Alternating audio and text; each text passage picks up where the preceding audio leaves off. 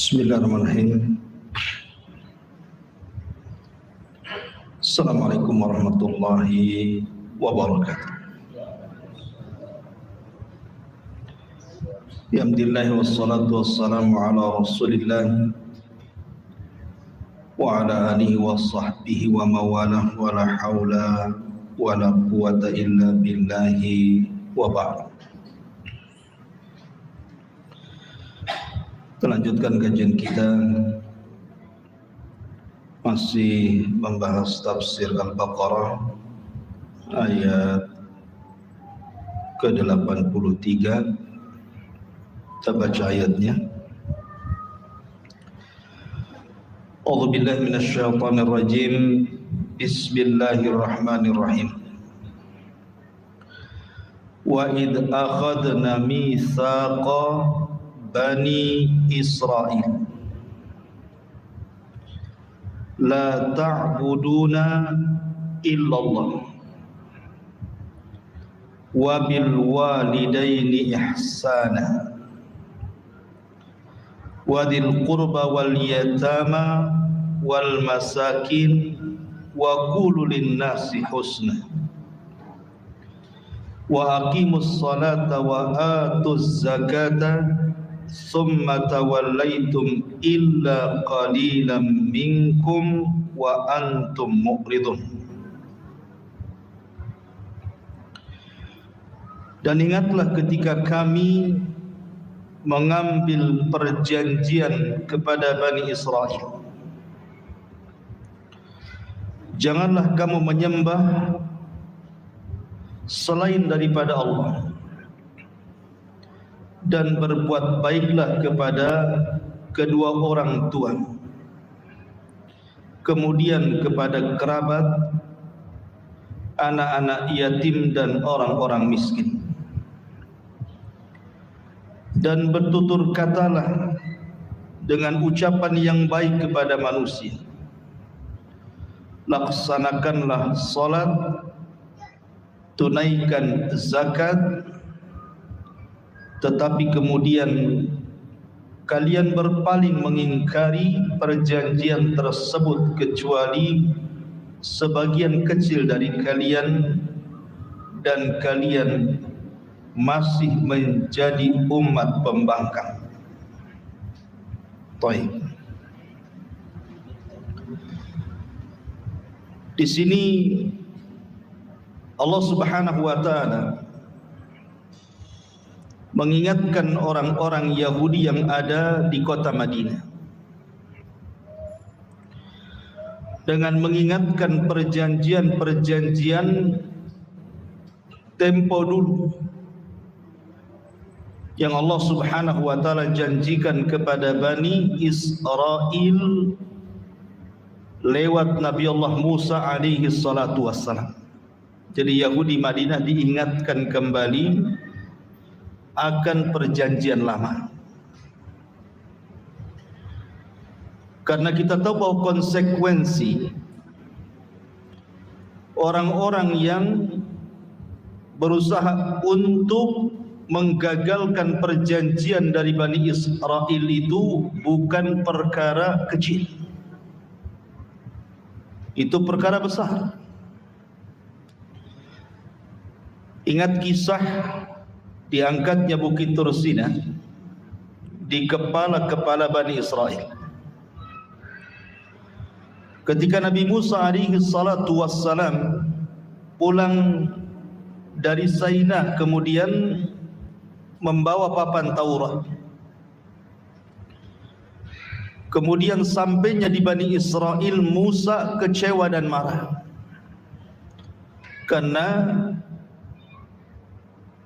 sebagian Bani Israel ada yang kemudian terpengaruh dengan Samiri, yang kemudian menyembah patung anak sapi.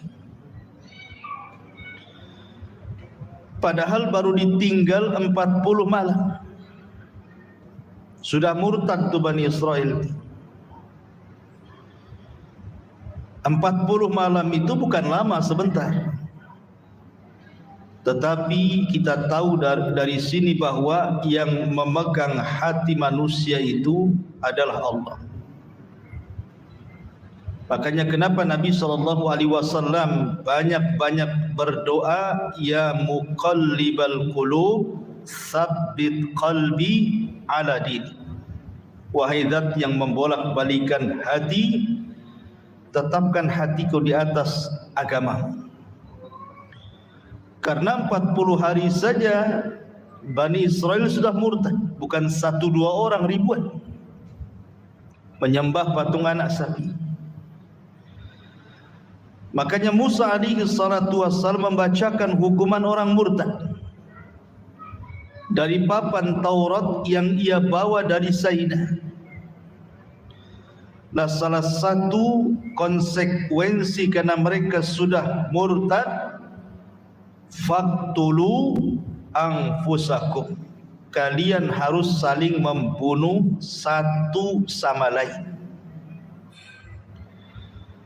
Tentu saling membunuh itu berat, saling tusuk menusuk berat gitu ya. Makanya mereka tidak mau. Karena mereka tidak mau itulah maka Musa alaihi salatu wassalam kemudian berdoa kepada Allah untuk mengangkat bukit Tur Sina di atas kepala Bani Israel. Musa mengatakan, kalian mau taat dengan aturan Taurat ataukah kalian akan ditimpa bukit Tur Sina ini? Sama-sama mati nih. Tobat mati, tak tobat mati. Kan itu. Tak tobat mati kena banting gunung. Tobat harus tusuk-tusukan. Makanya Musa mengatakan, disebutkan dalam Al-Quran, khudhu ma atainakum, ambillah apa yang telah aku ambil dari hukum-hukum Taurat.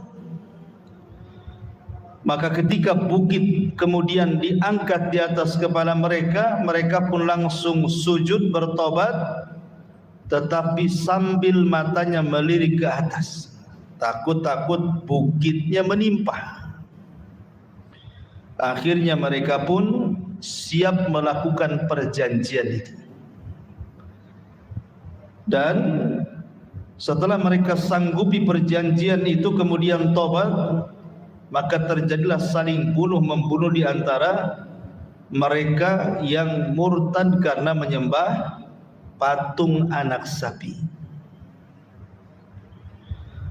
Ma'asyiral muslimin yang dimuliakan Allah Azza wa Jalla, artinya bahwa siapapun yang membatalkan perjanjian mereka dengan Taurat, maka akan dihukum seperti itu. Akan datang adab dan kehinaan bagi Bani Israel.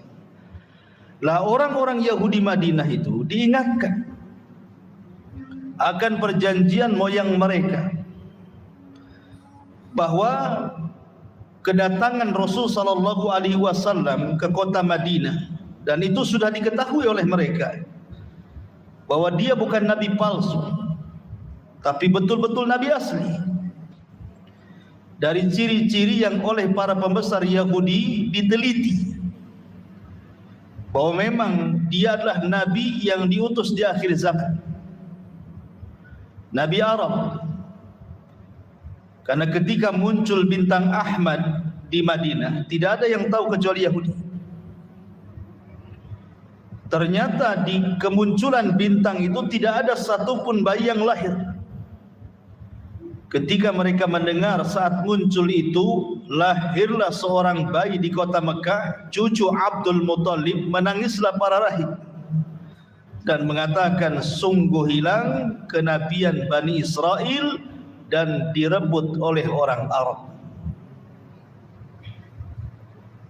Makanya kemudian mereka mengenal ciri-cirinya, karena pembesar mereka mengakui saat kelahiran itu muncul bintang.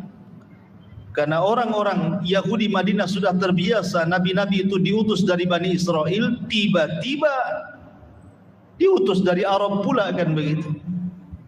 Makanya mereka merasa kecewa, karena sejak Nabi Ibrahim ribuan para nabi diutus kepada manusia itu semua dari Bani Israel sampai kepada Nabi Isa.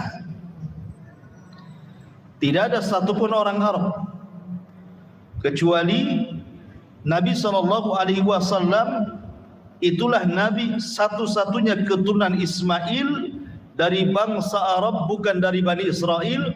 Makanya mereka mengatakan telah hilang kenabian Bani Israel dan telah berpindah kepada orang Arab. Nah, ketika Nabi SAW berdakwah kepada bangsa Yahudi Madinah, Nabi SAW mengingatkan kepada mereka perjanjian-perjanjian itu yang harusnya mereka taati. Apa perjanjian itu? Di sini Allah Subhanahu wa taala berfirman, "Wa id akhadna mitsaqa bani Israil la ta'buduna illallah." Ingatlah ketika kami mengambil janji dari Bani Israel agar jangan kalian menyembah kecuali kepada Allah Subhanahu wa taala. Perjanjian pertama adalah tauhid. Agar mereka mentauhidkan Allah Subhanahu wa taala. Dan tauhid ini ikhwatu fiddin yang dimuliakan Allah Azza wa Jalla adalah perjanjian seluruh manusia, bukan Bani Israel saja.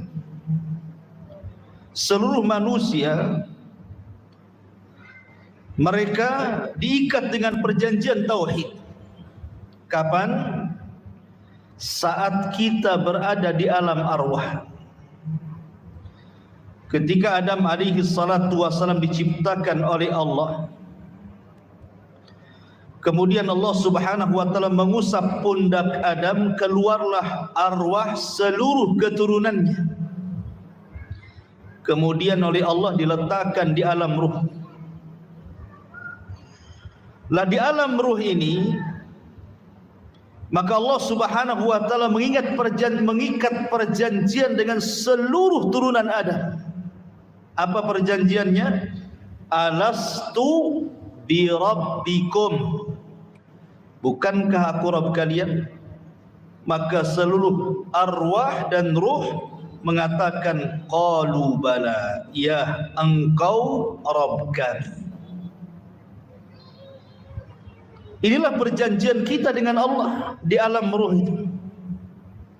Dan alam ruh itu tidak ada yang tahu kecuali Allah.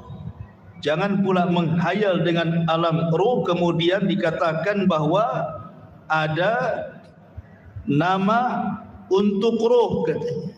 Mana ada? Yas'alunaka 'anir ruh qulir ruhu min amri rabbi. Mereka bertanya soal ruh, katakan ruh itu urusan Allah. Tidak ada namanya, nama ruh itu tidak ada. Urusan Allah Subhanahu wa taala. Ma'asyiral muslimin yang dimuliakan Allah Azza wa Jalla, sehingga wajar kalau seandainya setiap bayi yang dilahirkan terlahir fitrah. Kullu mauludin yuladu 'alal fitrah fa abawahu yuhawidanihi aw yunassiranihi aw yumajjisanihi. Setiap bayi yang dilahirkan itu terlahir fitrah.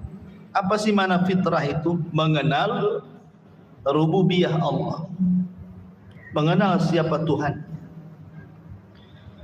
Makanya ketika terlahir itu sudah fitrah manusia itu, sudah tertanam rububiyah Allah Subhanahu wa taala sejak bayi. Namun ketika dia sudah besar, akhirnya disimpangkan oleh orang tuanya. Ada yang jadi Nasrani, ada yang jadi Majusi, ada yang jadi Yahudi. Tapi hadis Nabi SAW hanya mengatakan fa abawahu yuhawidani, bapaknya yang menjadikan dia Yahudi, ataupun bapaknya menjadikan dia Nasrani, atau bapaknya yang menjadikan dia Majusi. Titik, sampai di sini hadisnya. dan tidak ada kata-kata bapaknya yang menjadikan dia Islam.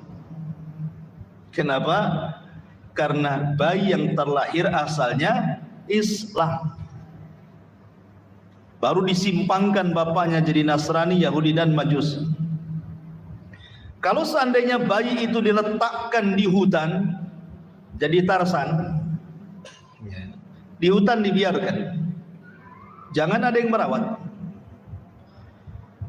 maka bayi ini akan terus dewasa dan pasti punya fitrah tauhid, karena belum ada yang menyesatkan. Adapun kemudian bayi ini terlahir di tengah-tengah keluarga, maka akan dibawa kepada keyakinan keluarganya. Kalau keluarganya Nasrani, ditarik Nasrani. Keluarganya Yahudi, ditarik Yahudi. Keluarganya Majusi, ditarik Majusi. Tapi kalau seandainya dia di keluarga Islam, maka memang ikut alur fitrahnya. Dia sudah Islam sejak kecil. Artinya Allah tanamkan tauhid rububiyah dalam setiap fitrah manusia. La rububiyah inilah yang kemudian diarahkan menuju uluhiyah. Rububiyah itu artinya meyakini bahwa Allah yang menciptakan, Allah yang menguasai, Allah yang mengatur, Allah yang memberikan rizki, Allah yang menghidupkan, dan Allah. Adapun uluhiyah ini berkaitan dengan sesembahan kepada Allah Subhanahu wa taala. Bagaimana caranya? Makanya diutus Nabi untuk menjelaskan bagaimana cara menyembah Allah Subhanahu wa taala. Maka diajarkan tauhid, bagaimana cara menyembah Allah dengan sebenar-benarnya menyembah. Lah tauhid uluhiyah inilah yang kemudian diperjuangkan oleh seluruh para nabi. Sebab kalau rububiyah itu semua manusia punya keyakinan seperti itu. Mau mukmin, mau musyrik, mau kafir, semua punya rububiyah. Karena buktinya orang-orang kafir di luar daripada Islam, mereka punya sesembahan. Ada yang disembah gitu. Karena ketika mereka menyembah yang disembah, berarti punya keyakinan bahwa alam semesta ini ada yang menciptakan, ada yang mengatur, ada yang ngasih rizki, ada yang menghidupkan, ada yang mematikan, sehingga mereka punya sesembahan. Tetapi kelirunya, karena tidak ada pengajaran tauhid uluhiyah, akhirnya tidak paham bagaimana cara menyembah Tuhan. Ketika mereka salah cara menyembah Tuhan, akhirnya mereka mengambil batu sebagai Tuhan, tanaman jadi Tuhan, lembah jadi Tuhan, gunung jadi Tuhan, gajah, unta jadi Tuhan, sampai uang jadi Tuhan. Ma'asyiral muslimin yang dimuliakan Allah Subhanahu wa taala. Jadi di sini perjanjian yang mengikat kepada Bani Israel adalah alla ta'buduna illallah, bahwa kita tidak boleh menyembah kecuali kepada Allah, alias la ilaha illallah. Tidak ada yang berhak disembah di alam semesta ini dengan benar kecuali hanya Allah Subhanahu wa taala. Ma'asyiral muslimin yang dimuliakan Allah Azza wa Jalla, kenapa tauhid ini sangat penting sekali? Saya tertarik dengan ucapan Al-Imam Ibnul Qayyim rahimahullahu ta'ala. Apa kata Imam Ibnul Qayyim rahimahullahu ta'ala ketika beliau menjelaskan tentang keutamaan tauhid?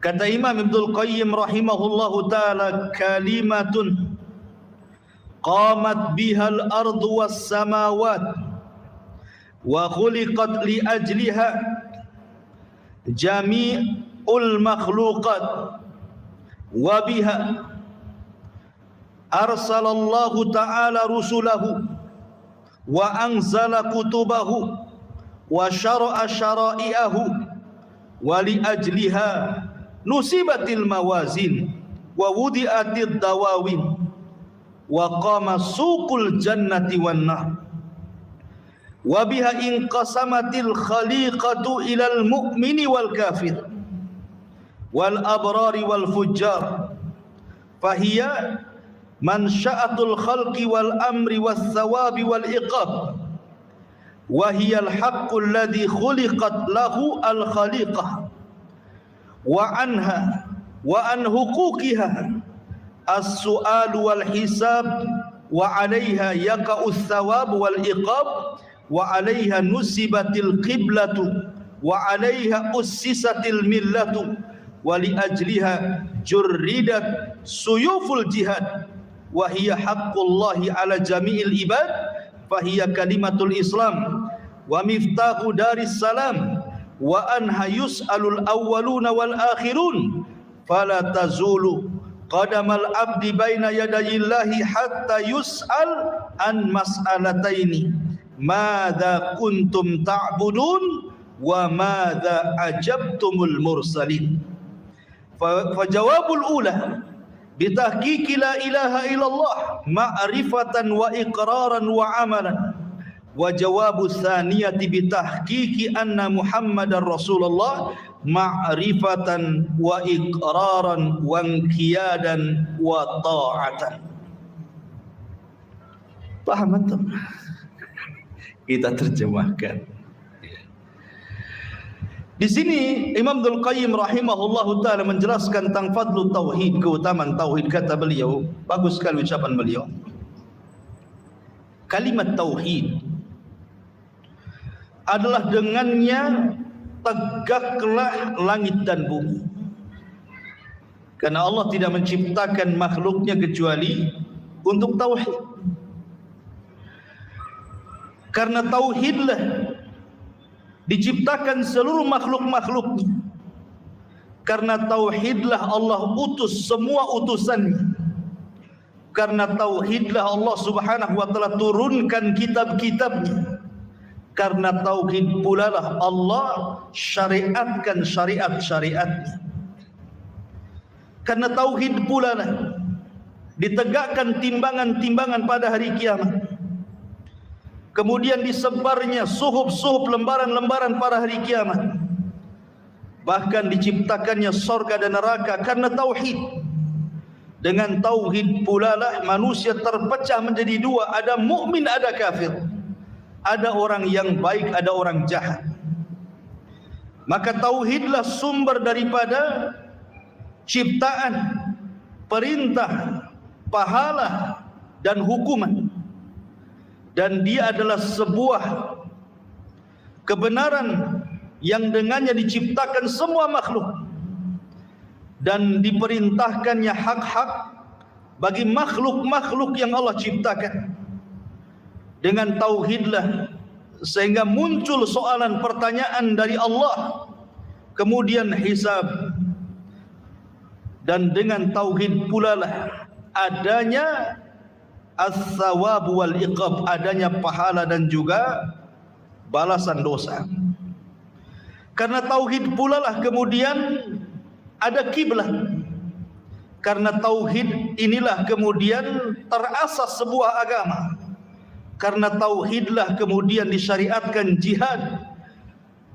Dan dia adalah hak Allah yang harus dipenuhi oleh hamba-hambanya. Tauhid adalah kalimat Islam.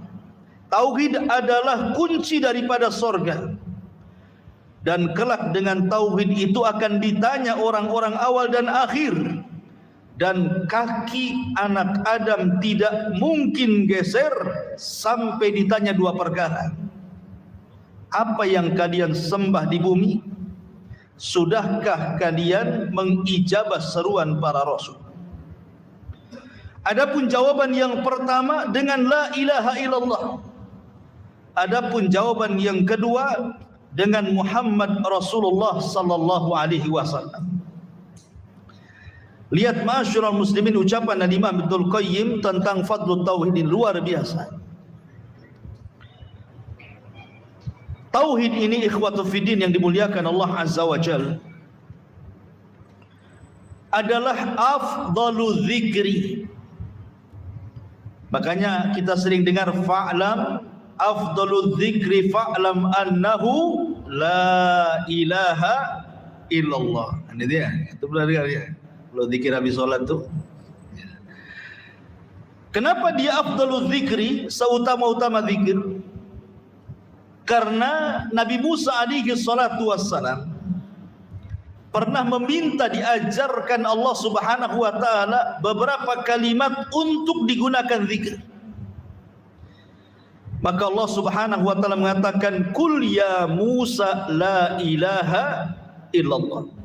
Kata Nabi Musa, "Ya Rabb, janganlah kalimat itu terus. Kalimat itu semua orang mengucapkannya. Saya ingin yang lain yang tidak pernah diucapkan manusia." Tapi Allah mengatakan, "Qul ya Musa la ilaha illallah." Wahai Musa, sudah ucapkan kalimat la ilaha illallah, kalimatut tauhid.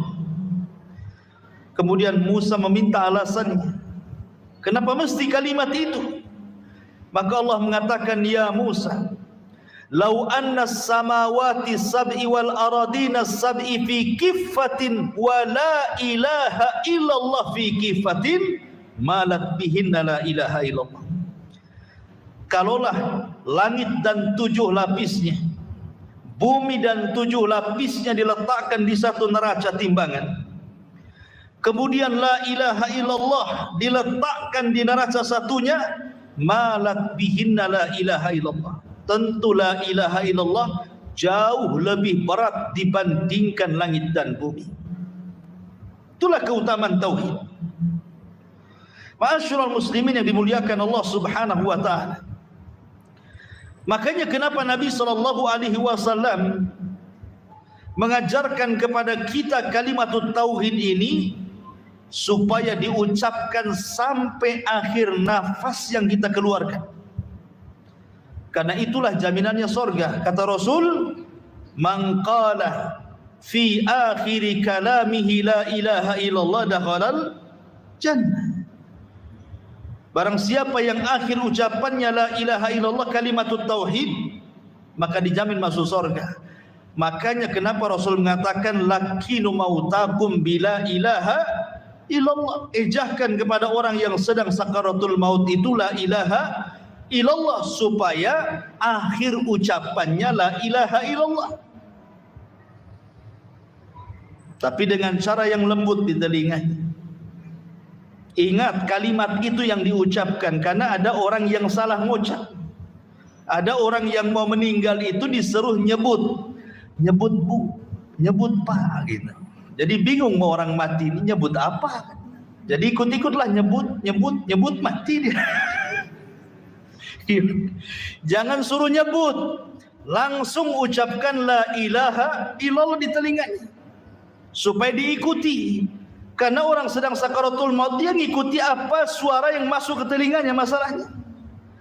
Dan tidak ada kalimat yang mampu diucapkan oleh orang yang sedang sakaratul maut yang lebih mudah diucapkan kecuali la ilaha illallah.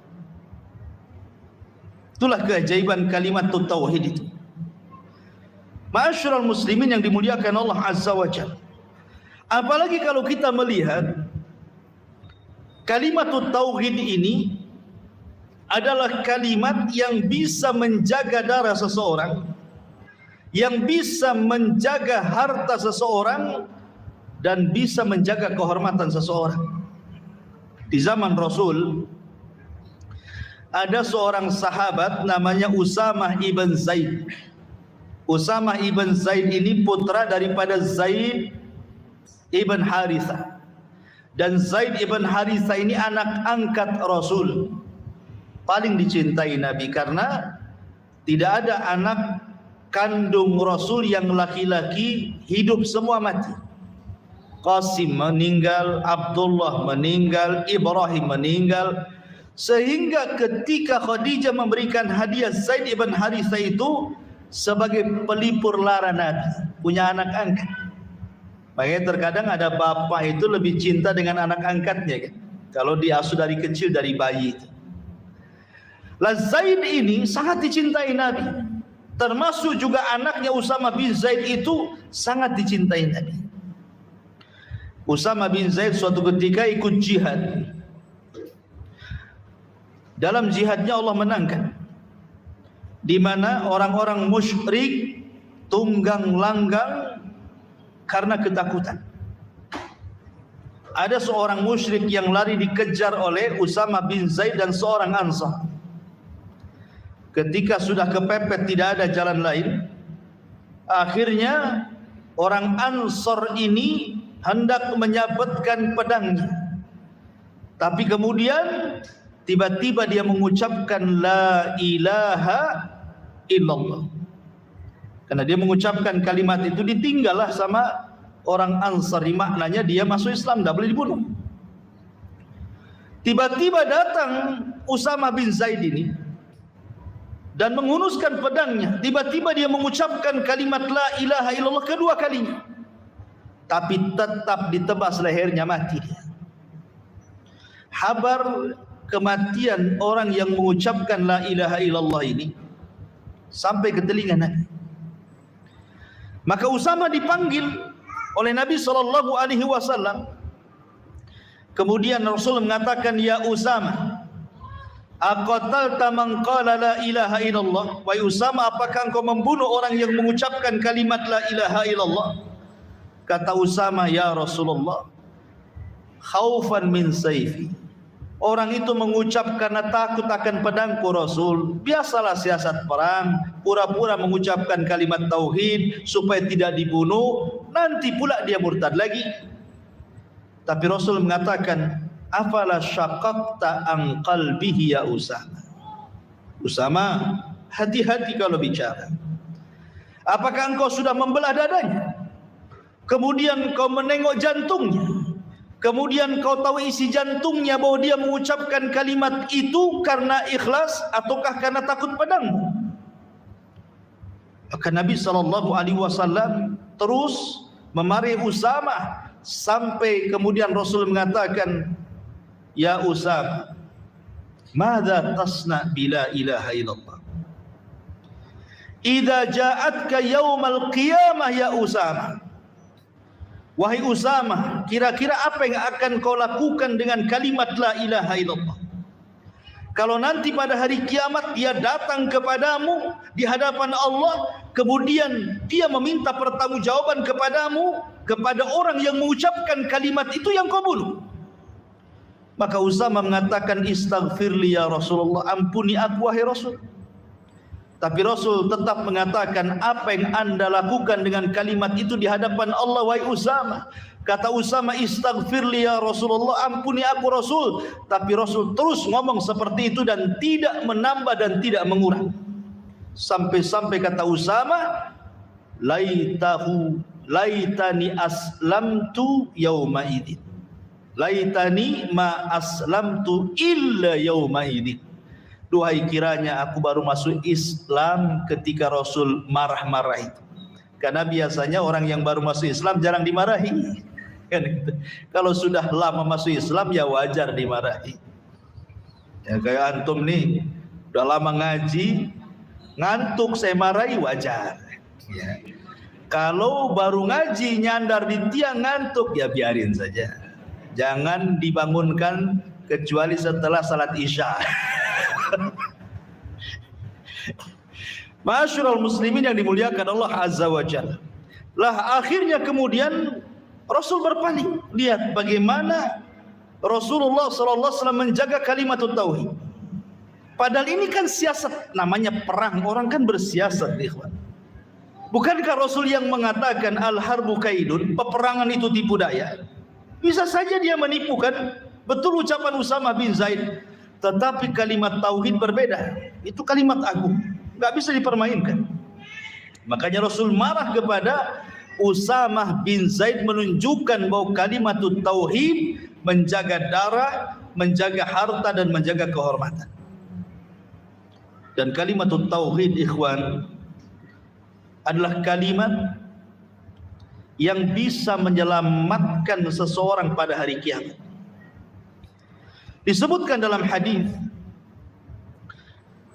yusahu birajulin min ummati ala ru'usil khalaik yaumal qiyamah. Didatangkan seorang laki-laki di hadapan Allah pada hari kiamat di depan manusia yang banyak itu. Bayangkan yang kumpul di padang mahsyar itu orang yang awal hidup sampai yang terakhir mati. Berapa jiwa, berapa triliun jiwa menyaksikan orang ini dipanggil di hadapan manusia. Dari kaum ke kaum, dari zaman ke zaman. Kemudian tiba-tiba Allah Subhanahu wa taala katakan, mana catatan? Akhirnya kemudian didatangkan catatan dia selama di dunia. Berapa? 99 sijillan. 99 catatan. Kemudian Allah Subhanahu wa taala mengatakan, bentangkan satu catatan. Maka dibentangkanlah satu catatan, rupanya satu catatan itu sejauh mata memandang panjangnya itu. Dan semuanya isi kejahatan dia ketika di dunia. Maka kemudian Allah Subhanahu wa taala mengatakan, atunkiru min hadza syai'a, adakah yang diingkari dari catatan ini? Kata dia tidak ada. Cek lagi, jangan-jangan malaikat yang catat salah. Kata orang ini tidak ada wahai Rasul, semuanya benar. Lihat, dari sini kata para ulama ada istimbat hukum bahwa di antara khususia ahlul mahsyar, di antara khususia kehususan orang-orang di padang mahsyar itu, Allah berikan hafalan yang kuat sehingga bisa mencocokkan antara hafalan dia dengan catatannya. Kalau di dunia baru 1 minggu antum hutang uang udah lupa tuh. Hutang tuh tahun kemarin, minggu kemarin 100.000, pas ditagih, kapan ya saya pinjam ya? Padahal pinjam uang tuh baru 100.000, gimana 1 miliar? Jadi orang itu mudah lupa di dunia itu. Sudah nabok orang lupa gitu ya. Sudah maki orang lupa, sudah gibah orang lupa. Nanti tuh memori-memori seperti ini akan dimasukkan lagi ke otak setiap orang di padang mahsyar itu. Dia akan ingat, per detiknya dia akan ingat. Akan hafal sekali. Kayak istri antum kalau kelahi dengan antum hafal tuh dengan tahun-tahunnya. Abang dulu tahun sekian kurang ajar juga katanya. Dia mesti hafal dia kan gitu. Tetapi tidak sehebat hafalan di padang mahsyar. Karena untuk dicocokkan dengan lembarannya masalahnya kan. Kan Allah mengatakan atungkiruna min hadza syai'. Apakah kau ingkari? Kalau seandainya dia tidak hafalkan, dia akan ngomong, ah enggak benar, saya enggak ingat kan gitu ya. Oh saya enggak paham tuh. Saya enggak ingat tahun sekian saya pernah duduk minum khamar di pohon pisang, enggak ingat dia kan. Tapi Allah berikan itu untuk mencocokkan hafalannya tuh. Sehingga dia mengatakan tidak ada wahai Rabb. Kemudian Allah mengatakan, periksa lagi, jangan-jangan malaikat salah tulis. Tidak ada wahai Rabb. Ketika dia sudah mengakui semuanya, maka Allah Subhanahu wa taala mengatakan, innalaka halaka indaka hasanah. Kata Allah, baik, ini baru satu catatan nih. Belum yang 98-nya dibuka. Baru satu catatan saja semua kesalahan dia. Itu saja sudah kena mental dia. Ketika Allah mengatakan halaka min hasanah, apakah kamu punya kebaikan untuk menandingi catatanmu ini? Udah kena mental duluan. Ya Rabb, seandainya aku punya kebaikan banyak, apalah kebaikanku dengan catatan sebanyak ini katanya.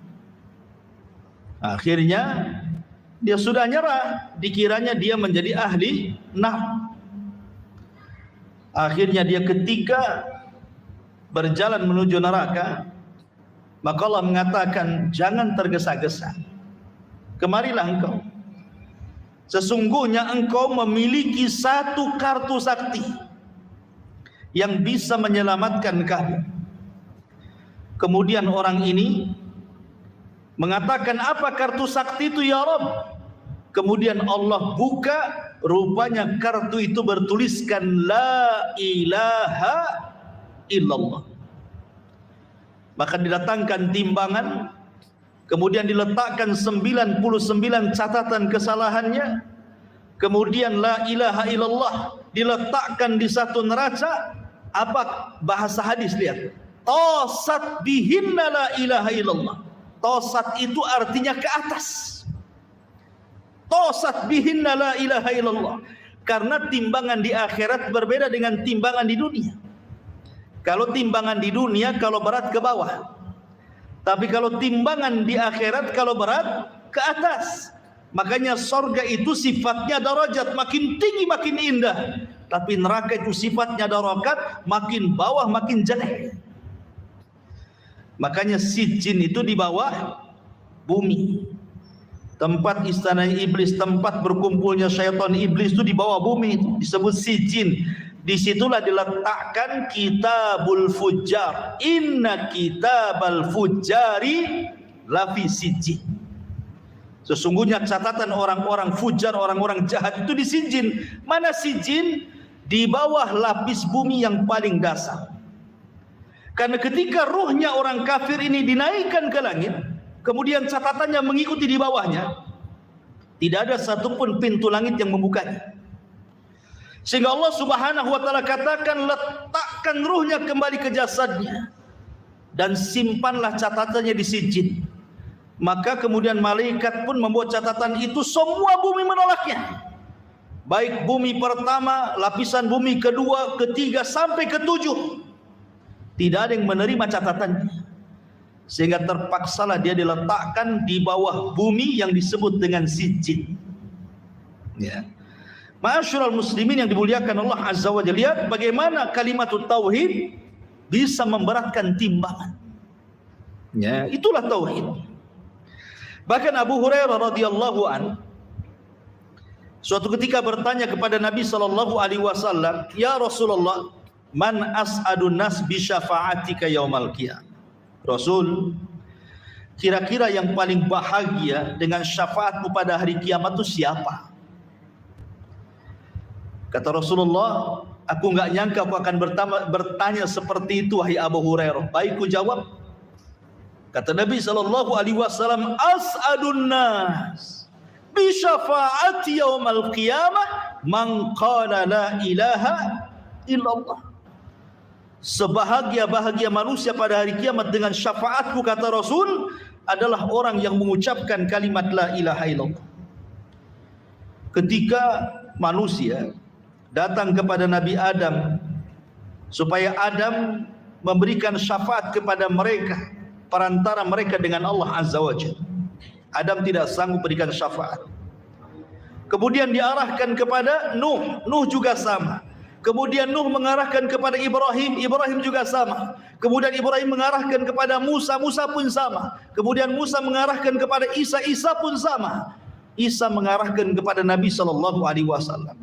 Kata Nabi sallallahu alaihi wasallam, ana laha, kan ku coba. Maka Rasul kemudian mendatangi Allah di bawah arasy-Nya, kemudian sujud lama sekali. Setelah Rasul sujud menghambakan diri kepada Allah, Allah katakan, irfa ra'saka ya Muhammad, sal tu'ta, qul tusma, isfa tushaffa.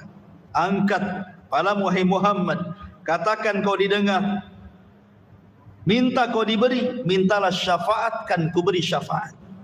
Lah, dari salah satu yang diminta oleh Nabi sallallahu alaihi wasallam dari orang-orang yang akan mendapatkan syafaat, kata Rasulullah, ya Rabb adzinali an ashfa man qala la ilaha illallah. Izinkan aku ya Rabb agar aku memberikan syafaat kepada mereka yang meninggal dan mereka masih mengucapkan kalimat la ilaha illallah. Lihat bagaimana kalimat tauhid ini bisa menjadikan manusia bahagia pada syafaat pada hari kiamat. Walaupun orang yang mengucapkannya itu dia tidak paham apa isi la ilaha illallah.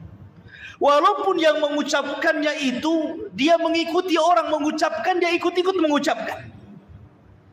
Sebagaimana hadis tentang Hudzaifah bin Yaman. Kata Hudzaifah bin Yaman, dia mengatakan dalam sebuah hadis, nanti pada hari kiamat, yadrusul Islam kama yadrusu wasyus thawbi hatta la yudra ma siyamun wala salatun wala nusuk wala sadaqah.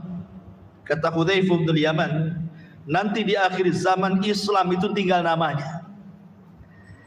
Yang KTP-nya saja Islam gitu ya. KTP-nya saja Islam. Kemudian kata Hudzaifah, kenapa dikatakan Islam tinggal nama? Karena nanti orang itu sudah tidak kenal puasa, tidak kenal sholat, tidak kenal kurban, tidak kenal sedekah, dan tidak kenal ibadah yang lainnya. Nggak kenal apa-apa. Itu menunjukkan Islam tinggal nama tuh. Kemudian kata Hudzaifah, wala yusra ala kitabillah fi lailatin fala yabqa fil ardi minhu ayat. Dan nanti di akhir zaman Al-Quran akan diangkat dalam satu malam, sehingga tidak ada satupun Al-Quran yang tinggal di bumi. Semua mushaf akan kosong, tinggal kertasnya. Semua hafalan Quran di dada manusia akan lenyap.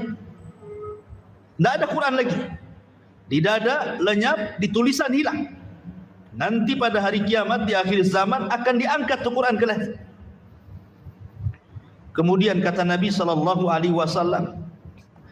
wa tabqa tawaifun minan nas asy-syaikhul kabir wal ajuz yaquluna adrakna aba'ana ala hadhil kalimati la ilaha illallah fa nahnu naquluha.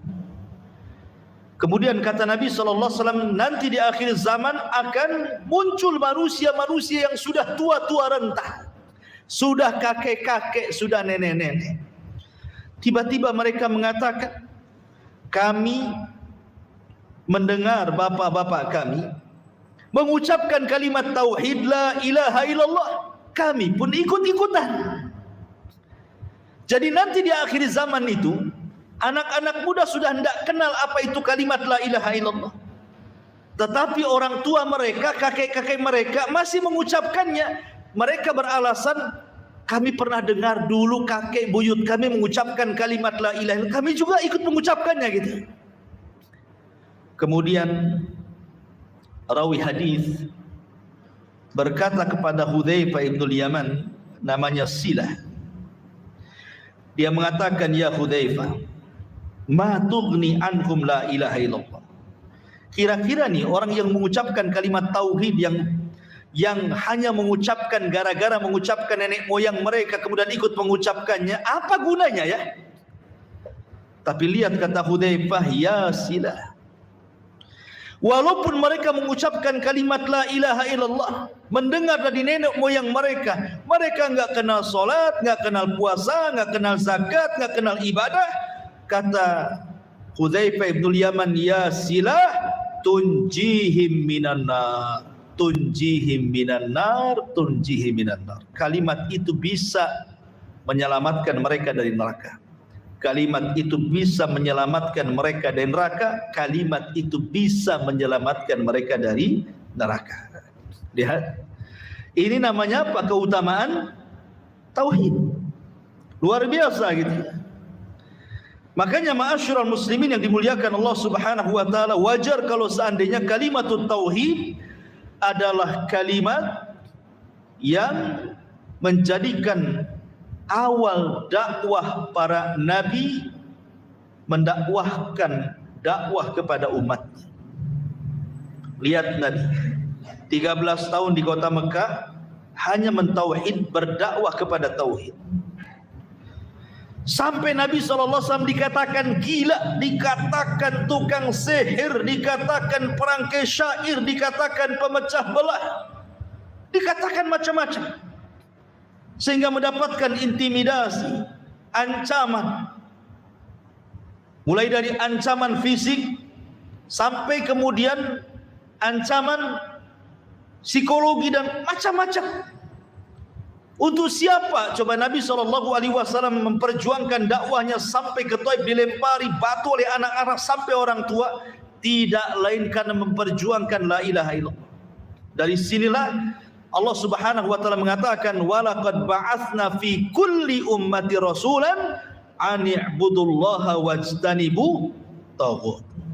Dan sungguh kami telah utus pada tiap-tiap rasul, tiap-tiap umat ini seorang rasul, tugas mereka adalah sembahlah Allah, tauhidkan Allah, dan jauhi sesembahan selain daripada Allah alias taghut. Ma'asyiral muslimin yang dimuliakan Allah Azza wa Jalla. Jadi pelajari tauhid, karena tauhid inilah penentu kebahagiaan kita dan akhirat. Dan kalau orang bertauhid, ikhwan, pasti tenang. Sering saya nasihatkan jamaah gitu. Kenapa orang yang bertauhid itu tenang? Kita tahu bahwa amalan yang paling tinggi dalam tauhid itu adalah tawakal. Tawakal itu amalan tauhid yang paling tinggi ketika kita di dunia. Menyandarkan diri kepada Allah Subhanahu wa taala. Terkadang kalau kita melihat kehidupan kita, ikhwan, saya, antum atau siapapun, pasti suatu ketika akan dirundung sebuah permasalahan. Pasti akan dirundung sebuah musibah. Musibah apa saja? Apakah musibah ekonomi sehingga kemudian dirundung dengan kefakiran dan kemiskinan? Apakah dirundung dengan kesehatan sehingga diberikan sakit yang berkepanjangan, terkadang lambat disembuhkan? Azan ya? Bukan. Azan.